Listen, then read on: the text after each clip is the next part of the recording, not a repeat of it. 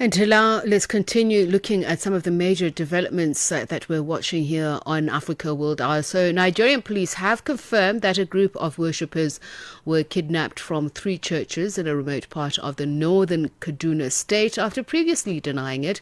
Local residents say 177 worshippers have been abducted, but that 11 later escaped. The police spokesperson, Benjamin Hundayan, did not give any numbers but confirmed the abduction. He says the search and rescue operations and patrols are underway.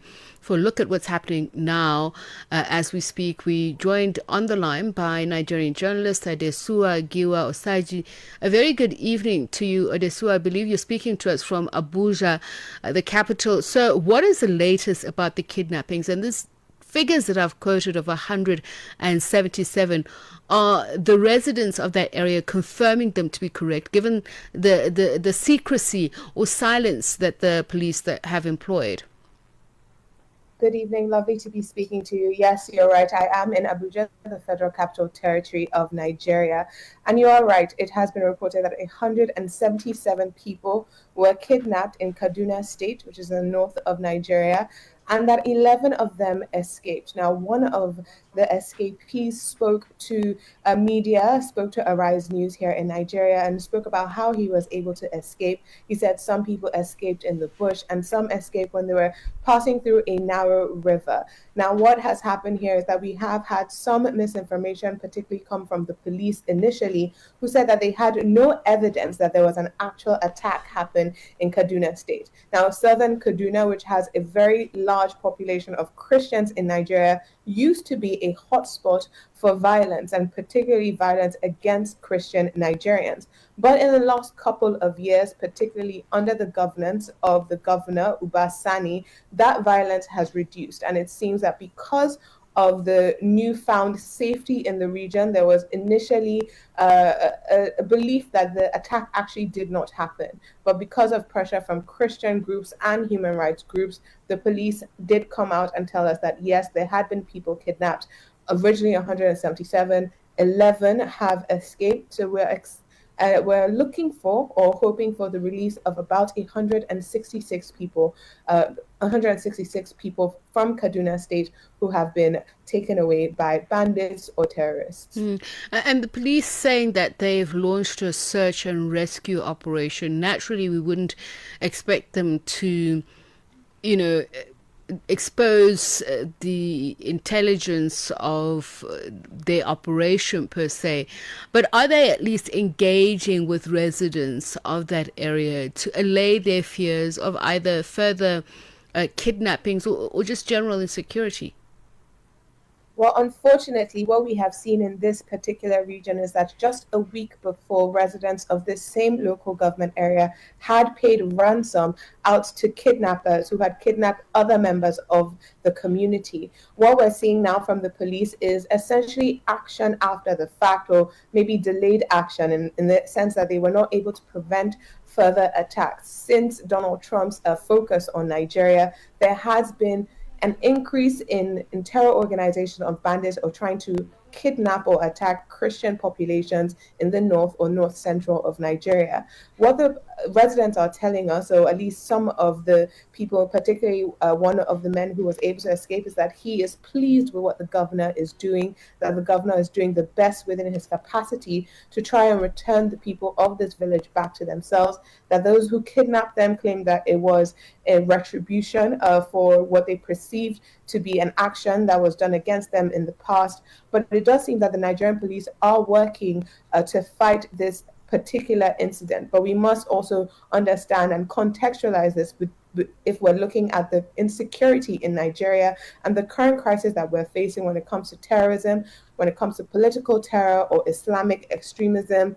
We are facing a multifaceted terror situation in Nigeria where kidnapping and terror has become commercialized. And so the police and the security services and the army are fighting on multiple fronts. Just 2 days ago, it was reported that 5 soldiers were killed in a suicide bombing in Borno State. And so it seems that the Nigerian security services are fighting a war against terror on multiple fronts. And one understands that it's a complex security situation. Has there been any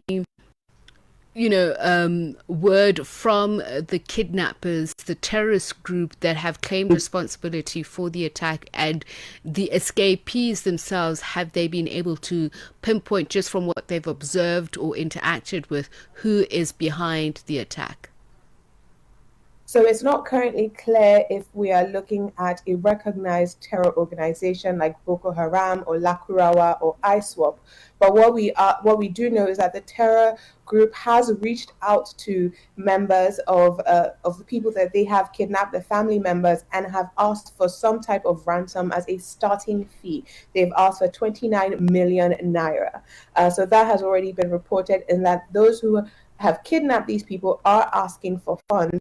They're also asking for motorcycles, which is used in a lot of these terror organizations as means to commit more atrocities. They do go on motorcycles instead of big vehicles for a lot of their operations. So these are some of the things that the terrorists are asking for, and they've definitely reached out to some of the family members of those that they have kidnapped. We must understand that because this is a small community, we have families who have members of their families, 10 or 16 members of their families have been kidnapped at once. And some of those family members have been reached out to. But in terms of knowing which organization, if someone has claimed responsibility for this, so far we have not heard of that. And what does that suggest? That the bandits, terrorists, whatever they may be labeled, the captors, have intimate knowledge of the family members of their victims? Does it suggest that it's been a well thought out, planned operation, or does it suggest that it's even members of that community who are part of these groupings? What this suggests is actually what it's highlighting. Because we have had subsequent governments in Nigeria that have not challenged this insecurity crisis, we have essentially entrenched commercialized terror in Nigeria. We have what I call a kidnapping industrial complex, where terrorist groups use kidnapping as a way to raise funds. A lot of these terrorist groups are embedded in the local communities. They have good knowledge of these communities. Sometimes the communities also have knowledge of these terror groups or the bandits.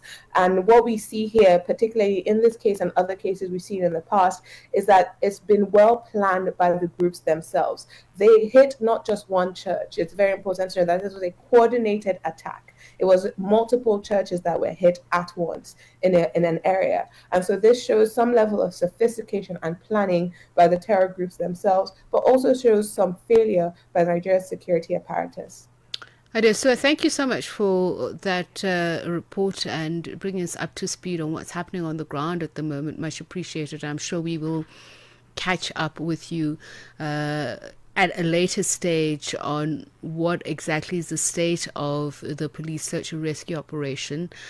Nigerian journalist Adesua Giwa Osaji speaking to us from Abuja, and we'll continue this discussion in just a moment with a lecturer at the Department of Criminology and Security Studies at Caleb University in Lagos to find out exactly how should we contextualize not only the security but policy gaps and what it means for the administration given the geopolitical tensions that exist over the insecurity in Nigeria.